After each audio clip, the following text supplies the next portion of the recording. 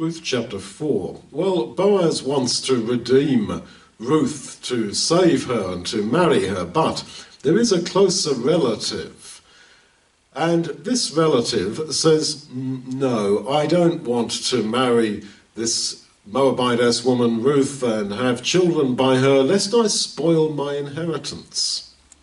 Idea was that when you died, you left your property to your sons. And it had to be divided up between each of them. And we have already met in this book how, in fact, the fields were split up into strips. And various strips belonged to different people. And it happened that when Ruth went out into the field, it happened that the strip of the field she was gleaning on happened to belong to Boaz. Well, this relative who refused to marry Ruth because he didn't want to have more children and then have to split up his bit of land even more between his sons, he is unnamed. We don't know what his name was. He was thinking he would have said, well, not just about my life, but about, the next generation.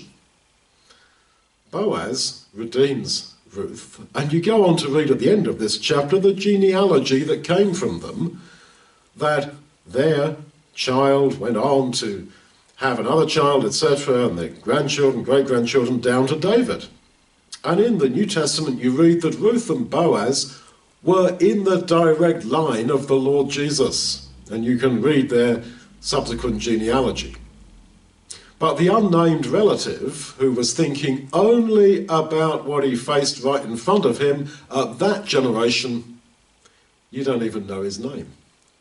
He's disappeared into unknown history, without a trace. Just like so many millions, billions of people over history, who have only seen what is immediately in front of me. This looks good to me, or no, that doesn't look good because I might lose something, or my kids might lose something if I do that. They only judge by what they see. We are asked to have the perspective of love, true love, which is also a kingdom perspective. So don't just judge according to the sight of your eyes and the hearing of your ears at this exact moment. There is a much bigger dimension. There is another reality.